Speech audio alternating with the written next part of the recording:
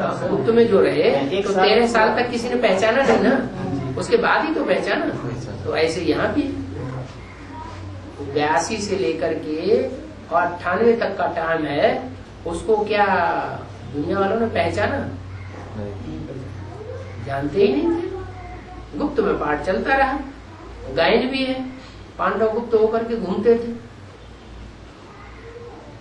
लंबे समय तक उन्होंने काम्पली नगर में वास किया, वो यादगार है। 98 के बाद फिर अखबारों में चर्चा हो गई। उसमें जो पांडव स्वर्ग में चले गए, 5 पांडव जाते समय में एक स्वर्ग में चले गए, मैंने स्वस्थिति में चले गए। वो पीछे मोड़ के नहीं देखना है, बोल के चले गए। पीछे क्यों देखा? ड्रामा सो ड्रामा, बीता सो बीता। पीछे क्यों देखा? जो हुआ ड्रामा प्लान अनुसार हुआ। अरे भगवान के बच्चे बने तो इतने दुखी क्यों होते हैं, इतनी ठोकरें क्यों खाते हैं? एक कुत्ता भी चला हुआ देखा था, मैड में भी लिखा हुआ है, बिनु बपु व्याप ही सब ही। बपु माने शरीर। ये काम विकार जो है वो बिना शरीर के स्वर्ग में सबको व्याप्त होगा। वहां देह का अंग नहीं होगा काम विकार का। फिर भी कामना तो रहेगी। कामना होगी तो राधा कृष्ण के चित्र में, लक्ष्मी नारायण का जो चित्र है, लक्ष्मी नारायण के चित्र में राधा कृष्ण एक दूसरे को देख रहे हैं। कामना है ना, काम है लेकिन अंग नहीं है काम विकार। इसलिए बोला कि सतयुग में ऐसे नहीं है कि काम विकार होगा ही नहीं, होगा लेकिन फिर भी वो शरीर नहीं होगा, सूक्ष्म इंद्रियों से काम करेगा। तो इसलिए बोला है कि कुत्ता भी स्वर्ग में आरोहण करता है, लेकिन मरता कौन है पहले? 5 पांडव भी गए स्वर्गारोहण में, द्रौपदी भी गई और कुत्ता भी गया। पहले कौन मरा? कुत्ता पहले मरता। माने इस्लामी पहले मरेंगे। ये जितने भी विधर्मी हैं, उन विधर्मियों में सबसे पहले, विधर्मियों के बीच में सबसे पहले कौन आता है? इब्राहिम इस्लाम ही पहले आता है, इस्लाम धर्म ही पहले आता है विधर्मियों के बीच में। तो जो पहले आया वो पहले उसको खत्म होना पड़ेगा। आज देखने में भी आ रहा है कि जो रूस और अमेरिका जैसी महाशक्तियां हैं, जिनके पास इतनी जबरदस्त एटॉमिक एनर्जी भरी पड़ी है, वो अपनी पावर के आधार पर मुसलमानी देशों को दबाते चले जा रहे हैं, एक एक करके हप करते चले जा रहे हैं। तो बाहर की दृष्टि से भी मुसलमान पहले खलास होंगे, और अंदरूनी दृष्टि से, अब जब ज्ञान की दृष्टि से देखें तो भी जो इस्लामी है वो पहले मरेंगे। बाबा भी कहते हैं माया पहले सरेंडर होगी। तो बिना मरे सरेंडर हो जाएगी क्या? मरना पड़ेगा, देह अभिमान से मरना पड़ेगा। देह अभिमान से मरेगी तब ही बुद्धि से सरेंडर होगी। इसलिए इस्लामियों को सबसे ऊंचा पद मिल जाता है नरक की दुनिया में। क्या मुसलमानों ने जितना दुनिया के ऊपर राज्य किया है, दुनिया के ज्यादा हिस्से पर, उतना अंग्रेजों ने नहीं। अंग्रेजों का तो राज्य अभी 200 साल के अंदर हुआ। बाबा पांडव घाट बोलता है, घाट का अर्थ क्या है? घाट का अर्थ क्या है? पांडव घाट बोलता है वो गुवाहाटी में, घाट का अर्थ क्या है? घाट का मतलब होता है जहाँ नदी बहती है और जहाँ स्नान करते हैं, उसको अलग अलग घाटों का नाम क्या होता है। जैसे बनारस पांडवों ने बनाया क्या? इस पांडवों की यादगार बनी हुई है कि वहां उसने घाट बनाया जाता है स्नान करने के लिए, कपड़े धोने के लिए। तो यादगार बनी हुई है, तो पांडवों ने यहाँ स्नान किया, कपड़े धोए, इसकी यादगार बना दी पांडव घाट। वाराणसी में तो ढेर के ढेर घाट है, स्नान करने की सीढ़ियां बनी हुई है। निरंजन बोलता है, निरंजन कौन है? निरंजन अलग निरंजन है। आ माने नहीं, लख माने देखना। क्या? अलख माने देखने में नहीं आता है वो। अलख निरंजन कैसा है? देखने में नहीं आता और निरंजन, अंजन माना कालिमा, काला काजल। अंजन कहते हैं, आंख में अंजन लगाया जाता है ना, उसको कहते हैं अंजन। निरंजन, निह माने निशेष, जिसमें कालिमा है ही नहीं, वो अलग निरंजन। माना जो कभी काला नहीं बनता, काली कर्म नहीं करता, वो है अलग निरंजन। तो वो कौन है अलग निरंजन?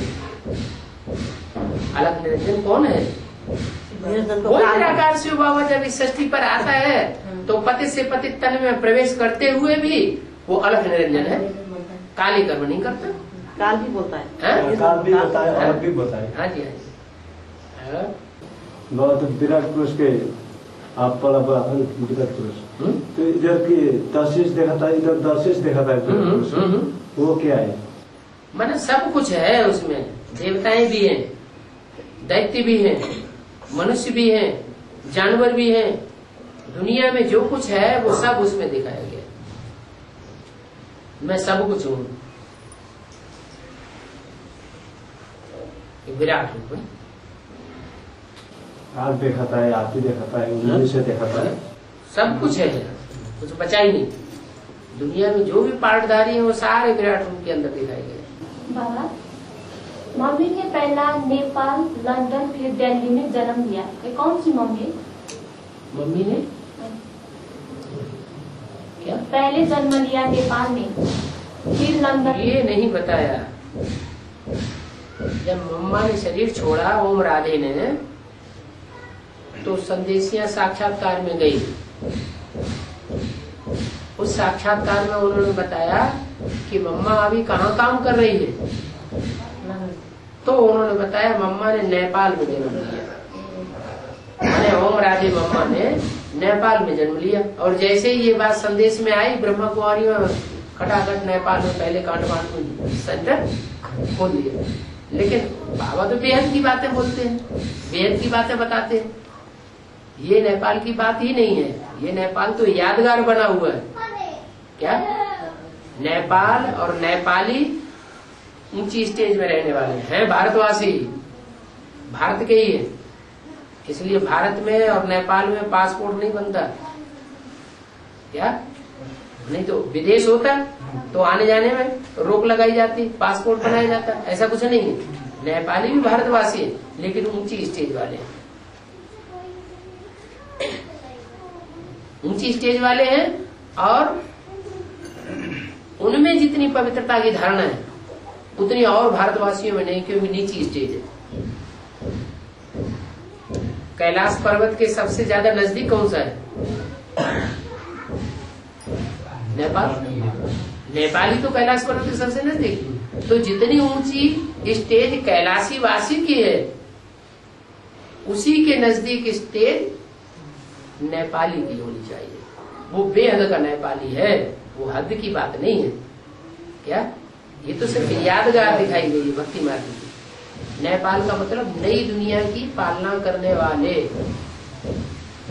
क्या ब्राह्मण जब बनते हैं संगम युग में, तो दो प्रकार के ब्राह्मण हुए। एक हुए बेसिक ब्राह्मण, बेसिकली पढ़ाई जिन्होंने पढ़ी, नीचे स्तर की बेसिक पढ़ाई पढ़ी, प्राइमरी स्कूल की, ऊंची स्टेज की पढ़ाई नहीं पढ़ी, जो ब्रह्मा कुमार कुमारियां पढ़ रहे हैं और अभी पढ़ाए रहे हैं, वो पढ़ाई।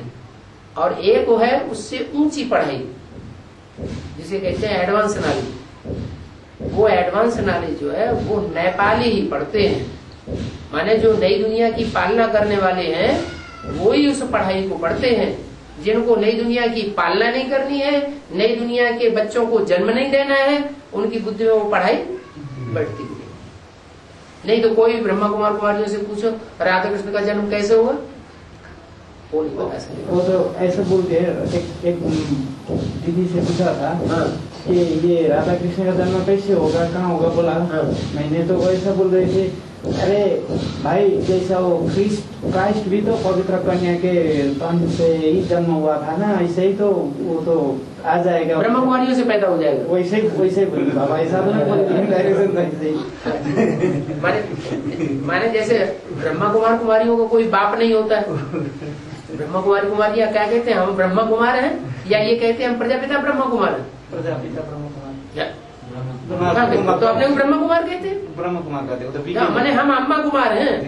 बाप का उनको ज्ञान नहीं। ऐसे जो कृष्ण बच्चा पैदा होगा ना, वो अम्मा से पैदा होगा, बाप का पता ही नहीं। ऐसे होता है कहीं है? वो बार बार ना क्राइस्ट जब ना जो बाप जीसस क्राइस्ट है ना, उससे मिला है। क्या है उसका? हाँ, कन्या से पैदा हुआ, माने उसका बाप नहीं था। तो ये हुई ब्रह्मा कुमारियों की बात। लेकिन हमारा तो है प्रवृत्ति मार्ग का ज्ञान। कृष्ण जो बच्चा होगा वो देवता होगा या सन्यासी होगा?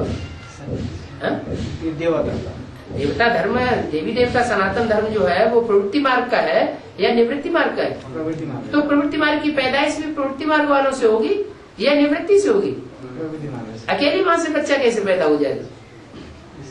जो सृष्टि का पहला पत्ता है, सृष्टि जो रची जाती है वो दो से ही रची जाती है। स्त्री भी चाहिए और पुरुष भी चाहिए, तभी सृष्टि रची जाएगी। तो पहला पत्ता ही उन्होंने निवृत्ति मार्ग का बना दिया, ये कैसे हो सकता है? थुथु थैया का अवस्था बाहर दुनिया से वैजंती देवी आने का बाद होगा ना, उसे आगे होगा। किसका?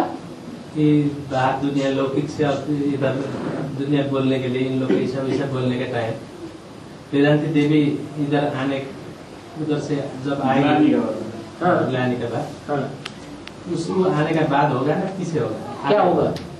जो बाबा ऐसे गीता पाठशाला वाले को गीता पाठशाला छोड़ना पड़ेगा, थू थैया करेगी, सब गांव वाले मीडिया वाले तुमको ऐसा ग्लानी करेगा, तुमको ऐसा जाना पड़ेगा। भगवान के बच्चे हैं, भगवान की ग्लानी होती है तो भगवान के बच्चों की भी दुनिया में ग्लानी होती है। वो बोल रहा है कि कब होगा? वैष्णवी आने से पहले या पीछे होगा? ठीक है, दोनों काम एक साथ होते हैं। वैष्णवी विष्णु का काम क्या है? पिएगा कहाँ से? विष्णु तो नो विषय है ही नहीं, तो विष कहाँ से पिएगा? वैष्णव पंथ को तो बहुत पवित्र माना जाता है। जो वैष्णव होते हैं ना, उनको तो बहुत पवित्र माना जाता है, वो विष पीने वाले है ही नहीं।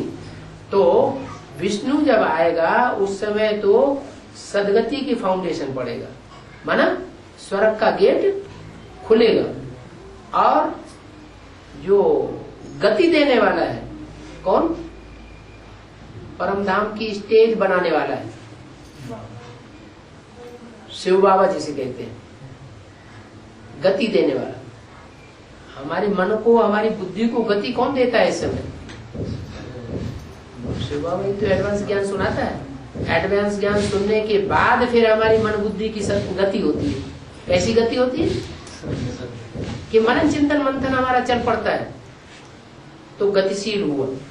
माना गति में हम जाते हैं, परम धाम में जाते हैं, शांति धाम में जाते हैं, उसका जो निमित्त बनता है उसको कहते हैं शांति देवा। वो है शांति देवा और वो विष्णु है सुख देवा। तो दोनों गेट एक साथ खुलेंगे या आगे पीछे खुलेंगे? एक साथ। शांति धाम का भी गेट एक साथ खुलेगा, गति भी एक साथ और सदगति भी एक साथ। निमित्त दोनों के अलग अलग हो जाएंगे। वो सुख देने की निमित्त बनेगी और वो शांति देने की निमित्त बनेगी। शांति सारी दुनिया को मिलेगी, लेकिन सदगति सुख सारी दुनिया को नहीं मिलेगा, वो देवताओं को ही मिलेगा। तो विष्णु पहले आएगा, पहले आएगा नहीं, प्रत्यक्ष होगा। जब विष्णु प्रत्यक्ष होगा तभी शांति देवा भी प्रत्यक्ष होगा, एक साथ होगा। बाबा बौद्ध धर्म में ये क्या बोलता है, बुद्धिज्म में इंकारनेशन होता है। हाँ। बोल के अलावा लोग इंकारनेशन होते हैं। महात्मा बुद्ध की आत्मा जब आती है, लेकिन हिंदू में ऐसे नहीं दिखा। हिंदू में तो देव आत्माएं आती है।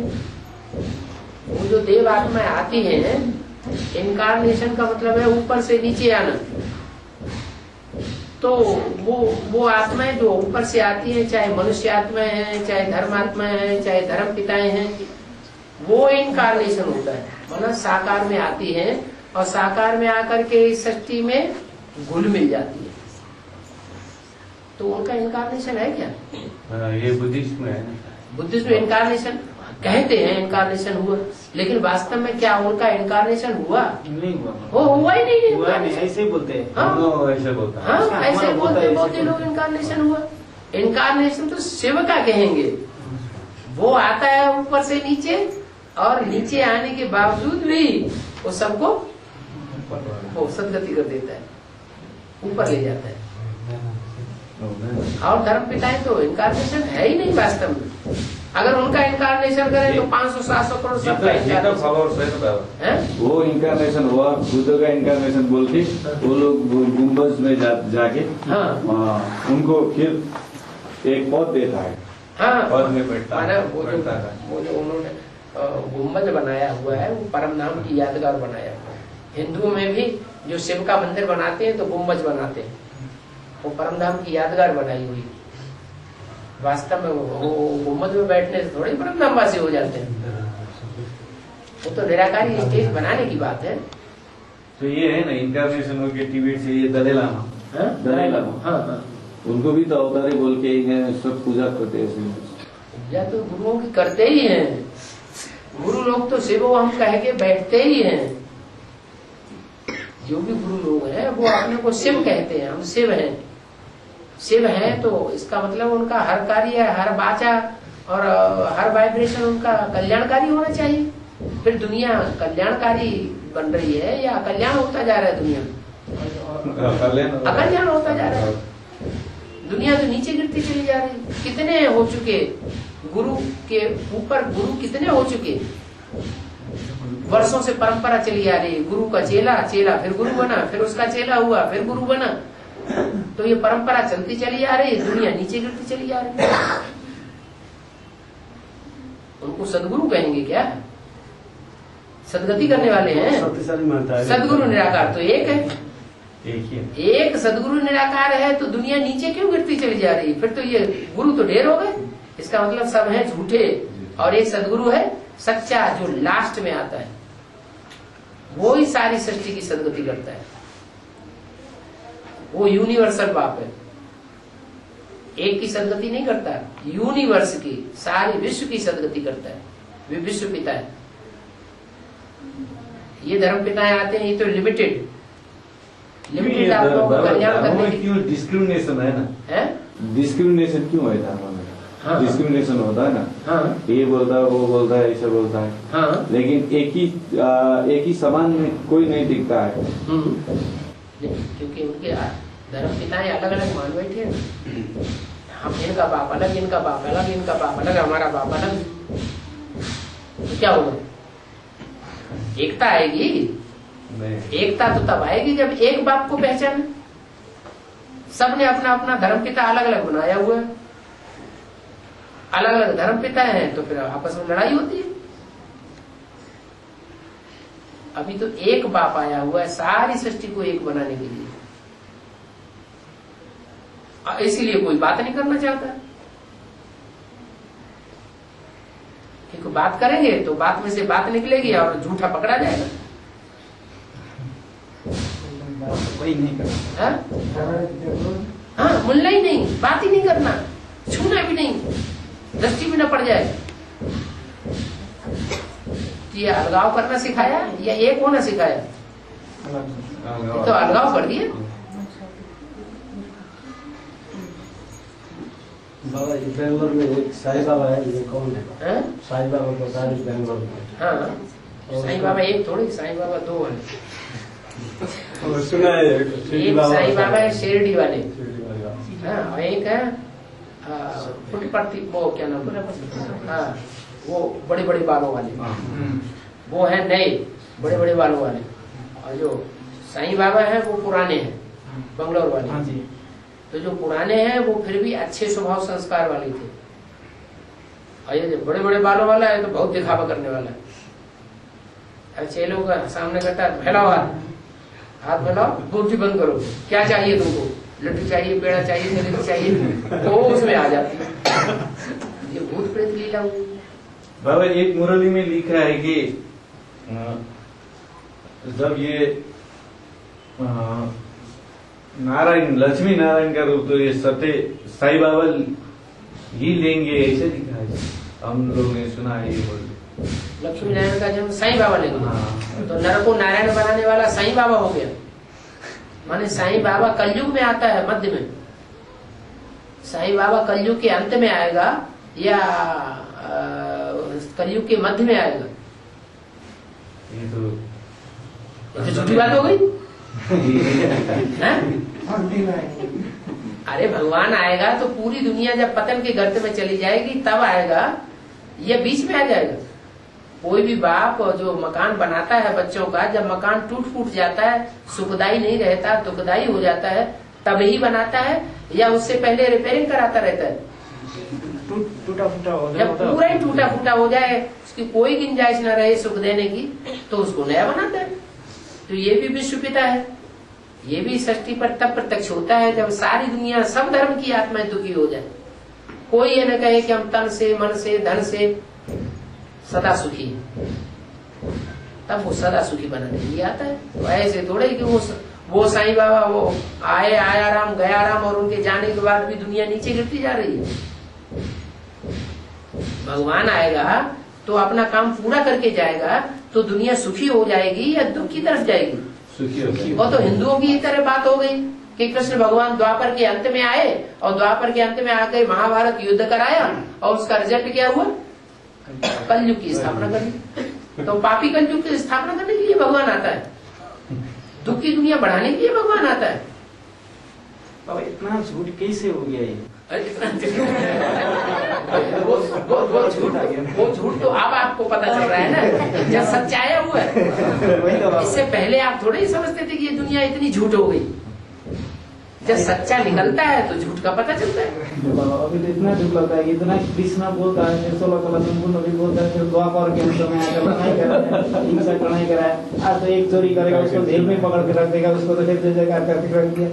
अब इन बातों का जवाब नहीं आता तो गुरु लोग कहते हैं बात ही नहीं करना, बात करोगे तो लग जाएगा। गीता का ज्ञान सुना है, राम और रावण के दोनों के बीच में तो मतभेद थे, शत्रु थे, लेकिन शिव का पूजा तो रावण को ही कराया, राम ने क्यों? हाँ, रावण ने शिव की पूजा की, शिव है निराकार क्या, और रावण ने देवियों की पूजा की, देवता की पूजा नहीं की। समझा? तो रावण यही काम करता है, एक तो देवियों के पीछे लगता है, देवता को उड़ा देता है, तुम हटो भागो हमारा काम बनेगा। एक तो निवृत्ति मार्ग बनाने वाला है, और दूसरी बात वो निराकार को मानने वाला है, कोई साकार को मानने वाला नहीं है। तो ये जितने भी विधर्मी हैं, इब्राहिम हो, बुद्ध हो, क्राइस्ट हो, गुरु नानक हो, सारे ही और उनके फॉलोअर्स सब निराकार को मानने वाले, कोई साकार को मानने वाला नहीं। निराकार को मानते हैं, इसलिए जब दुनिया का विनाश होगा तो ये भस्म हो जाएंगे, नष्ट हो जाएंगे। सर हमारा ये सनातन, ये हिंदू धर्म में एक है, कैसा है कि आइडल वर्शिप करना है, कि फादर को किया है स्वर्ग हेवन चला गया है, लेकिन उसका श्राद्ध करना पड़ता है वर्ष में, पिंड लड़ाना पड़ता है। ये क्या है? ये यादगार है, यादगार ही है। यादगार संगम युग की यादगार है। संगम युग में जो ज्ञान में से मर जाते हैं, ज्ञान में चलते हैं, जिंदा होते हैं, निश्चय बुद्धि बनते हैं, माना जन्म लिया फिर मर जाते हैं, माना अनिश्चय बुद्धि हो जाते हैं। तो जो मर जाते हैं उनकी यादगार है। यहाँ देखो, संगम युग में ब्रह्मा ने शरीर छोड़ा। ब्रह्मा कुमार कुमारियां क्या समझती हैं? ऊंची स्टेज में गए या नीचे गए? ऊंची स्टेज में गए। जो मरते जा रहे हैं कहीं स्वर्ग पधार, वो ऐसे समझते हैं। और हम क्या समझते हैं? सही अर्थ कि यहाँ जो जीते जी मरेगा वो स्वर्ग का अनुभव करेगा। जो जीते जी देवभान को त्यागेगा, देवभान से मर जाएगा, वो क्या अनुभव करेगा? यहाँ स्वर्ग का अनुभव करेगा। इस शरीर में रहते रहते ही स्वर्ग का अनुभव, भले दुनिया में खून खराबा होता रहे, लेकिन उसको दुख नहीं भास सकता। कुरान में भी लिखा है, जब कयामत होगी तो खुदा के बंदे बड़े मौज में रहेंगे। दुनिया में कयामत हो रही है, हाहाकार हो रही, खून खराबा हो रहा है, दुनिया मर रही है, और खुदा के बंदे कैसे मौज में रहेंगे? तो उन्होंने अपनी खुदी को त्यागा, देहवान को त्याग दिया। तो जो मरते हैं वो स्वर्ग पधार जाते हैं, स्वर्ग पधार जाते हैं, तो फिर उनके पीछे उनका दीवा जलाते हैं। यहाँ की बात ऐसा तो बहुत जो क्रिश्चियन लोग होता है, क्रिश्चियन लोग क्या करता है, वो दफनाता है, क्या बोलता है कि जब ये विनाश होने के टाइम आएगा वो आकर कवर मिट्टी में से निकालेगा, मिट्टी में से निकाल कर हमको स्वर्ग में ले जाएगा। तो इसका मतलब ये हुआ कि कलयुग का जब अंत होता है तो सारी दुनिया मिट्टी में गड़ जाती है, माने देह अभिमान की मिट्टी में सब दब जाते हैं। सारी दुनिया देह अभिमान की मिट्टी में दबी हुई है। अब खुदा आया हुआ कहाँ से निकाल रहा है? खोद खोद के देह अभिमान की मिट्टी में से निकाल रहा है। आत्मा अभिमानी बनो, आत्मा अभिमानी बनेंगे तो स्वर्ग में जाएंगे। तो बातें तो सारी यहाँ की संगम की, जो समझे सो जाने, समझना ही नहीं चाहते तो जानेंगे कैसे?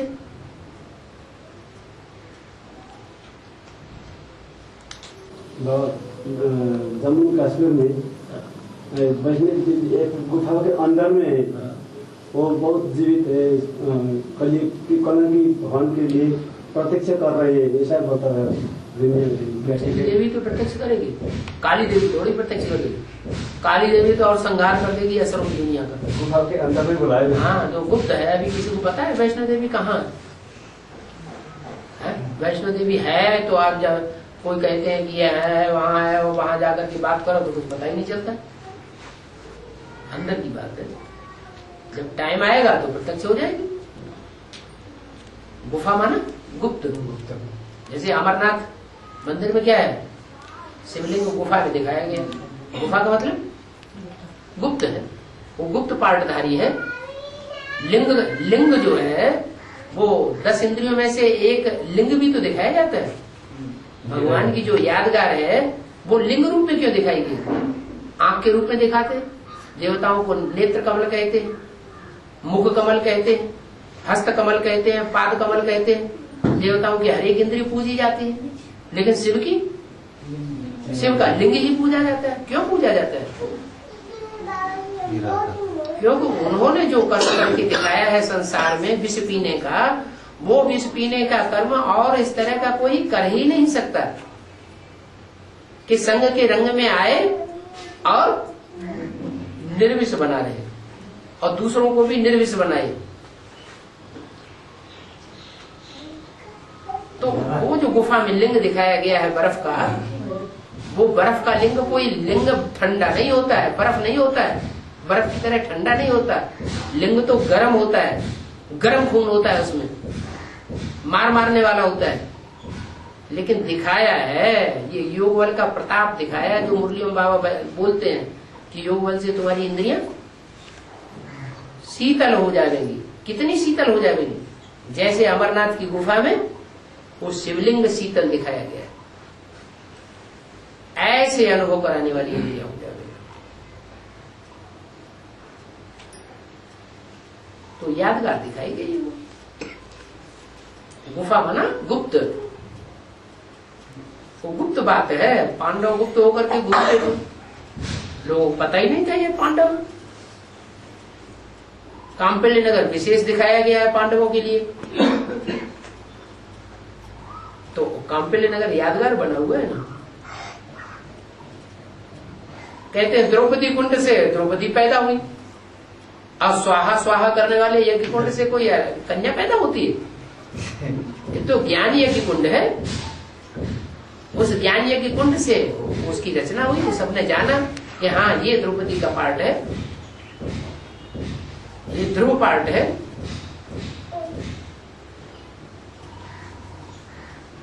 ध्रुवपदी इसका पार्ट ध्रुव है। नैया डोलेगी, हिलेगी, लेकिन डूबेगी नहीं।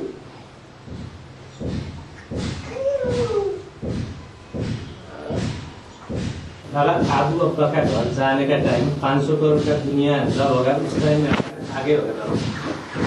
500 करोड़ का 500 करोड़ का दुनिया जब होगा तब उस टाइम में होगा ना बच्चा। आबू अब्बा का घर है का मतलब सारी दुनिया का आबू अब्बा है कि किसी 2-4 का है? सारी दुनिया का है। तो बुद्धि से तब जाने का टाइम आएगा जब सारी दुनिया में उसकी प्रत्यक्षता हो जाए आबू अब्बा की, जब सारी दुनिया में प्रत्यक्षता हो जाएगी तो सब समझेंगे, सब मानेंगे, जानेंगे कि वो आबू अब्बा आया हुआ। उस जनसंख्या कितना होगा? 5 करोड़ होगा ना, उससे ज्यादा। जो भी 500-700 करोड़ है, सबको मानना पड़ेगा आया हुआ है। सबकी बुद्धि वही रखी पहुंचेगी कहाँ? माउंट आबू पहुंचेगी। भले तन से न जा पाए, लेकिन मन बुद्धि से सबका विश्वास वहां बैठेगा। कौन से जाने का टाइम है जब प्रत्यक्षता होगी। बाबा ये जो जाने के टाइम होता है ना, राधा कृष्ण का जन्म होने से पहले वहाँ पहुंचेगा या बाद में पहुंचेंगे? आप कौन से राधा कृष्ण की बात कर रहे हैं? जो अभी सतयुग में जो होने वाला है राधा, सतयुग में जो राधा कृष्ण पैदा होंगे, वही राधा। सतयुग में जो राधा कृष्ण पैदा होंगे उनका शास्त्रों में गायन है, पूजन है, मान्यता है, हिस्ट्री है। या संगम युग में जो राधा कृष्ण होंगे जिनके साथ कंसी जरासंधी दिखाए जाते हैं, उनका गायन पूजन है। संगम युग का है। तो आप कौन से कृष्ण की बात कर रहे हैं?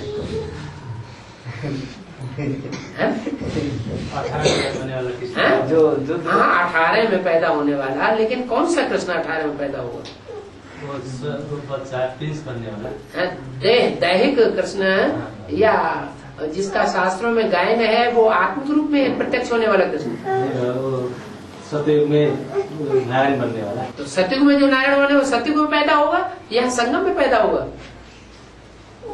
वो पैदा होने के टाइम में बाबा कृष्ण और कंस के साथ हो नहीं सकता लिखा है। उस टाइम में कृष्ण के साथ कंस हो नहीं सकता। शास्त्रों में जो यादगार लिखी है वो कहाँ की यादगार है? एक ही ऐसा नहीं, शास्त्रों में जो यादगार है कृष्ण के साथ कंस, वो कहाँ की यादगार है? और राम के साथ रावण, वो कहाँ की यादगार? त्रेता युग की, संगम युग की यादगार। तो बाबा जो ज्ञान सुना रहे हैं वो कहाँ का ज्ञान है? संगम युग का ज्ञान है। संगम युग में ही राधा कृष्ण प्रत्यक्षता रूपी जन्म लेंगे। इसलिए मुरली में कहा है, next to God is Krishna, next to God is Shankar, next to God is Prajapita, next to God is Narayan. माने चाहे नारायण कहो, चाहे कृष्ण कहो, चाहे शंकर कहो, चाहे प्रजापिता कहो, एक ही पर्सनालिटी का नाम है। तो कृष्ण का जन्म होगा का मतलब स्थूल जन्म की बात नहीं है। कौन से जन्म की बात है? प्रत्यक्षता रूपी जन्म। जैसे बच्चा पैदा होता है, पहले गुप्त होता है, गर्भ में है, पता ही नहीं बच्चा है कि बच्ची है। जब बाहर आता है तो प्रत्यक्ष होता है। तो ऐसे ही जो कृष्ण है, संगमयुगी कृष्ण है, वो संसार में प्रत्यक्ष होगा। उस बच्चे के द्वारा बाप प्रत्यक्ष होगा। बाप किसके द्वारा प्रत्यक्ष होते हैं? बाप अपने को खुद प्रत्यक्ष करता है कि बच्चों के द्वारा अपनी प्रत्यक्षता करता है? तो बच्चों में फर्स्ट क्लास बच्चा कौन है? फर्स्ट क्लास बच्चा तो कृष्ण ही है, तो उसके द्वारा प्रत्यक्ष होगा। बाप का प्रत्यक्ष होना माना निराकार और साकार दोनों का प्रत्यक्ष होगा। निराकार बाप भी प्रत्यक्ष होगा और सृष्टि का जो साकार मनुष्य सृष्टि का बाप है प्रजापिता, वो भी प्रत्यक्ष होगा, लेकिन होगा बच्चे के द्वारा। बाप कब होगा? 18-19 तो पहले से ही बताया हुआ है। अच्छा, उससे पहले अबू के घर जाना, माउंट आबू जाना है कि उसके बाद होगा हमारा जाना है? हाँ, ये जाने वाली बात है, वो सबकी अपनी अपनी संपन्नता की बात है। सब एक जैसे नहीं होंगे। एक साथ सब नहीं जाएगा? नहीं, एक साथ सब कैसे जाएंगे? सब एक जैसी स्टेज में एक साथ पहुंच जाएंगे क्या? सब एक साथ अबूल बन जाएंगे क्या? आज मुझे क्या बोला, अबूल एक साथ बनेंगे या नंबरवार बनेंगे? नंबरवार बनेंगे। देहवान को भूलेंगे तो अबूल बनेंगे, तो एक साथ बन जाएंगे सब अबूल। और फिर स्थूल में जो कृष्ण का जन्म होगा वो कब होगा? अभी तक जो समझ रहे थे, मतलब जो 1918 में जो जन्म है, तो मतलब हाथ में भी जो कृष्ण बच्चा जो राधा कृष्ण है वो हाथ में भी जन्म लेगा 18 में, ये भी समझे थे। तो फिर अभी प्रत्यक्षता हो गया, मतलब हाथ में वो कृष्ण बच्चा का जन्म कब होगा? वो 36 में जब। आप इंतजार पहले किसका कर रहे हैं? देहधारी कृष्ण का इंतजार कर रहे हैं जो देह का जन्म लेगा, या उस कृष्ण का इंतजार कर रहे हैं प्रत्यक्षता का जो आत्मिक रूप से प्रत्यक्ष होगा संसार में? इधर में समझने के लिए आगे नहीं, बताइए आप किसका इंतजार कर रहे हैं? संगम में कहने बाबा साहब है या नहीं है ये नहीं, आपका इंतजार की ललक किसके लिए लगी हुई? बाप के ऊपर है। बात करता जो बाप है वो तो बच्चे के द्वारा प्रत्यक्ष होता है, वो बच्चा सत्य का कृष्ण तो है नहीं। सत्य का कृष्ण नर से नारायण बनता ही नहीं, बनता है? तो बाप का बच्चा असली कौन सा हुआ जो नर से नारायण बनता है? वो है संगम युगी कृष्ण। एक शिव बाप है जिसकी आत्मा का नाम है शिव, बाकी जितने भी नाम है वो सब देहधारियों के नाम है, देह के नाम है। कोई जो लक्ष्मी तो संगम युगी कृष्ण कोई देह होगा जिसका नाम संगम युगी कृष्ण है। जो नर से नारायण बनेंगे ना बाबा, उसी को ही कृष्ण भी कहेंगे ना, वही संगम युगी कृष्ण होगा।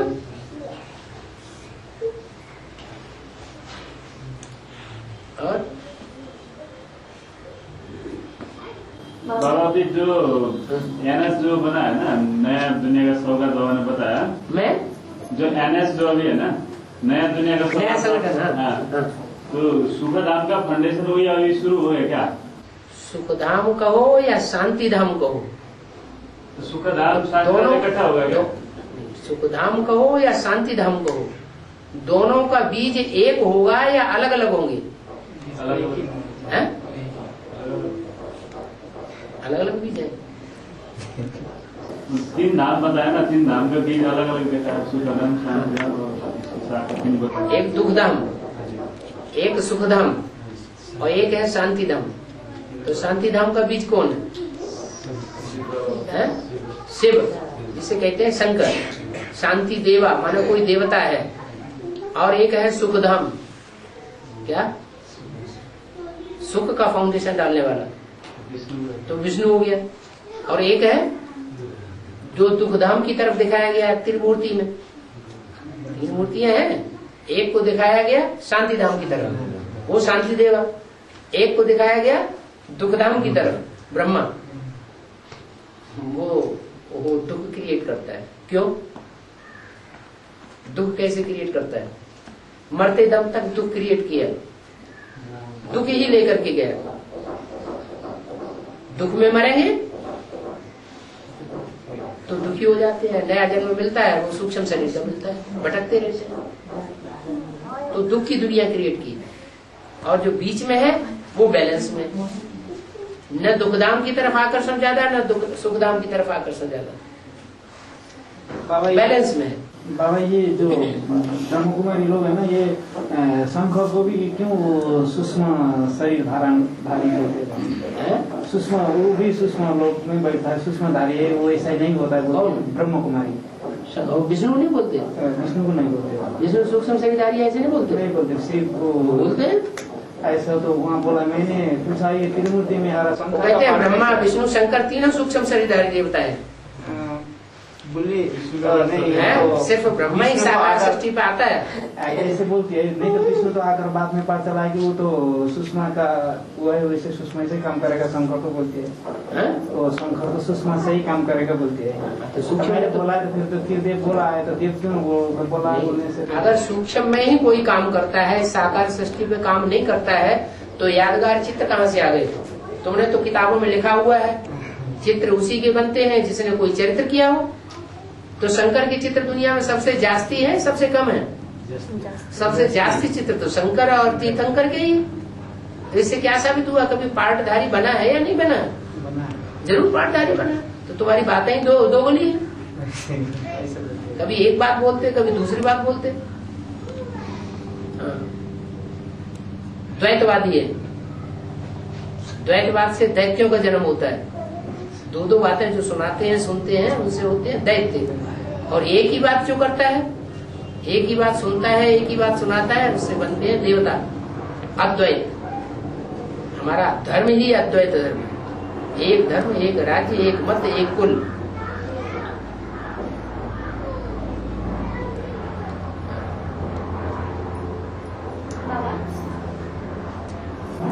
शिव बाबा तीनों मूर्ति के साथ कार्य करता है, तीनों मूर्तियों के साथ कार्य करता है, ऐसे नहीं कहा।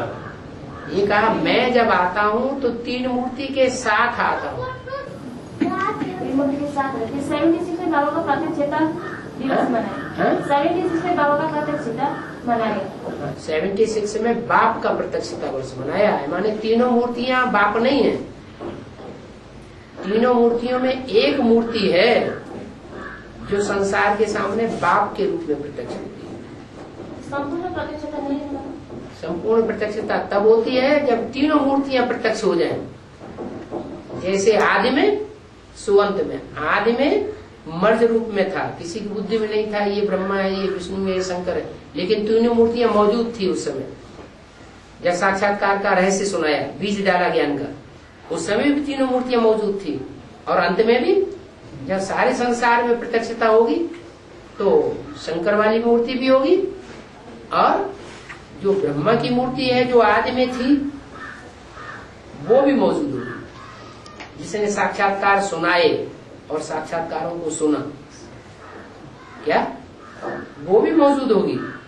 और वो भी मौजूद होगी जिसने साक्षात्कारों को अंदर से समझ लिया और अंत में फिर साक्षात्कारों के रहस्य को समझाएगी दुनिया वालों को। वो जब तक नहीं आएगी तब तक शंकर और शंकर के फॉलोअर समझा नहीं सकेंगे, क्योंकि खुद ही निश्चय अनिश्चय के चक्र में आ रहे हैं। क्या शंकर के अलावा और जो भी फॉलोअर्स हैं, शैव समाजी कहे जाते हैं, वो रुद्रमाला में जो भी हैं वो सदैव निश्चय बुद्धि रहते हैं, कभी अनिश्चय में भी आते हैं।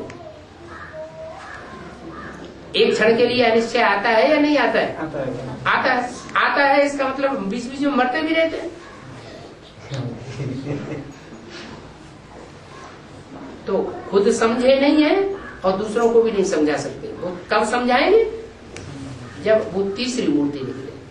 तीसरी मूर्ति आगे कदम बढ़ाएगी। आदि में भी उसने समझा था और अंत में भी समझती है और दूसरों को समझाती है। ये है विश्व पिता। पंचमुखी रुद्राक्ष में बहुत शक्ति है बताई है। एक मुखी रुद्राक्ष, एक मुखी रुद्राक्ष। रुद्राक्ष की जो माला बनती है उस माला में जो मणके होते हैं उनमें कोई के एक मुख, कोई के दो, कोई के चार, कोई के 5, कोई के 8, कोई के 10, ऐसे अलग अलग मुख दिखाए गए हैं। गोल मणका होता है ना, उसमें ऐसे ऐसे मुख दिखाए गए हैं ऐसे। तो वो जो मुख है रुद्राक्ष की माला में, वो मुख लेने की यादगार है। क्या वो यादगार मुख किस बात की यादगार है? मुख लिया है माने को किसी ने 12 आत्माओं ने किसी का मुख लिया, 12 मुख से 12 तरह की बातें करता है।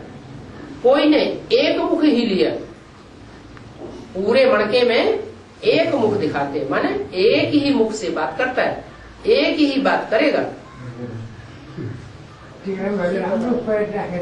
दूसरी बात नहीं करेगा। उसको कहते हैं जिसमें शिव बाबा प्रवेश किया, माने जिसमें बाप दादा के अलावा और कोई प्रवेश कर ही नहीं सकता, वो हुआ एक मुखी मणका। जिसमें बाप दादा भी प्रवेश कर जाए, फिर कभी कभी भूत प्रेत भी प्रवेश कर जाए, 2 तरह की बातें करने लगे। जैसे शंकर का एक बच्चा दिखाया जाता है षणमुख, कार्तिकेय 6 मुख वाला, तो उसमें कितनी आत्माओं ने प्रवेश किया? 6 धर्म पिताओं ने प्रवेश किया। क्या शिव ने तो प्रवेश किया, लेकिन 6 धर्म पिताओं ने भी प्रवेश किया, तो उसको षणमुख दिखाया जाता, 6 मुख वाला। बाबा ये भूत प्रेत को भी आदमी मानता है क्यों? क्यों होते नहीं है क्या? तो ब्रह्मा को नहीं मानते तुम? तुम कब से ज्ञान में चल रहे? 6 महीना। हाँ 6 महीना 6 महीने से। उससे पहले बेसिक में नहीं थे? बेसिक में थे। बेसिक में थे ना, तो उसमें ब्रह्मा को नहीं मानते थे? हाँ? मानते थे। ब्रह्मा की आत्मा को मानते थे? गुलजार दादी में आती है, मानते थे ना? मानते थे। तो फिर तो दूसरों की बात क्यों करते हैं? आप खुद अपनी बात करते। बाबा ऐसा बोला ना मुरली में, पहले 8 ही बच जाएंगे, 8 ही पहले बच जाएंगे। 8 ऐसे बचेंगे जो धर्मराज की सजा नहीं खाएंगे, और बाकी सब धर्मराज की सजा से अवज्ञाकारी है। है? बेवफा है क्या? अवज्ञाकारी है, बेवफा है, बेईमान है। ईमान पक्का नहीं है, फरमान बरदार नहीं है। आज फरमान मानते हैं और कल मना कर देते हैं, हम नहीं मानेंगे। भगवान की एक बात मानते हैं, दूसरी बात नहीं मानते हैं। कौन को कहते हैं?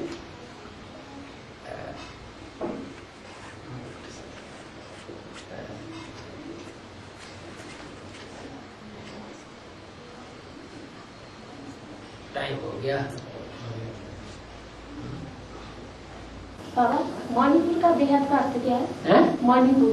मणिपुर, अरे मणि किसको कहा जाता है? धन संपत्ति है।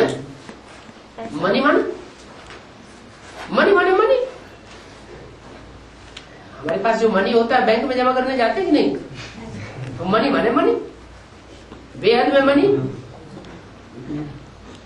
एक होता है मणि, एक होता है मणि, एक है मणि, जिसके पास मन की बहुत शक्ति हो, वो मन वाला है, माने मणि है। एक है मणि, आत्मा रूपी मणि जिसकी सदैव विराजमान है, जैसे अश्वत्थामा को कहते हैं। मस्तक में क्या था? मणि विराजमान।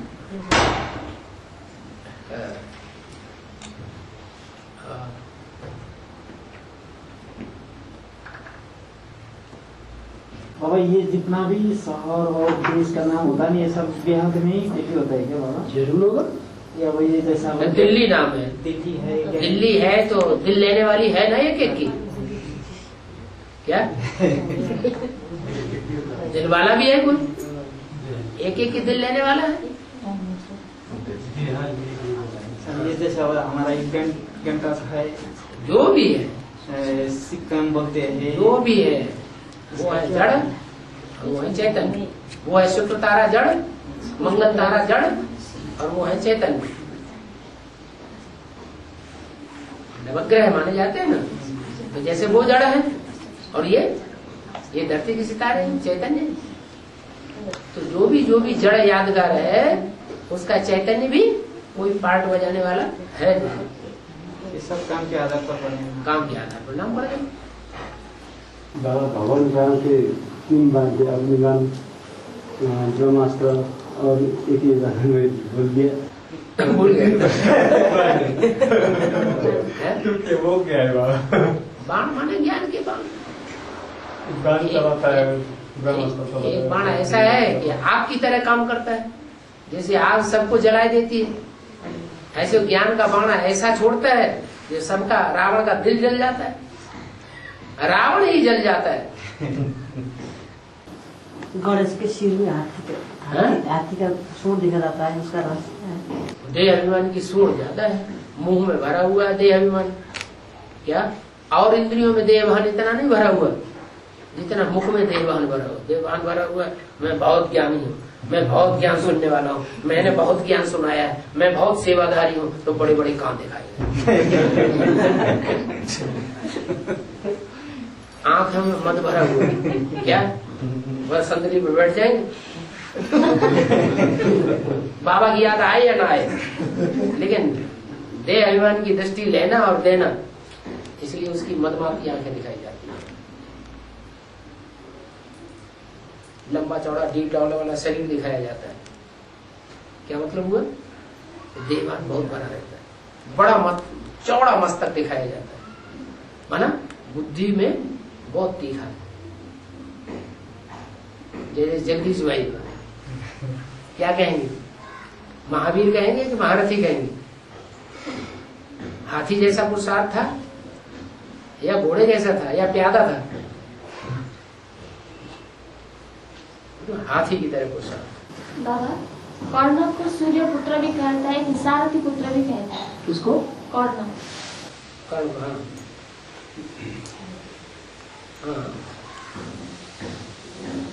सूर्य पुत्र इसलिए कहते हैं कि सूर्य के वरदान से पैदा हुआ था।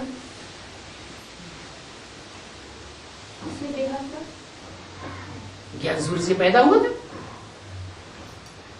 ज्ञान सूर्य है जिसमें कार्य करता है, वो बच्चों को जन्म नहीं देता है। ऐसी दुनिया की कोई बात नहीं जो तेरे पर लागू ना होती हो। तेरा किसके लिए कहा? दुनिया की ऐसी कोई बात नहीं जो तेरे पर लागू ना होती हो। तो तेरा ये शब्द किसके लिए यूज किया? जो सारी सृष्टि का बीज है उसमें सब कुछ भरा हुआ है।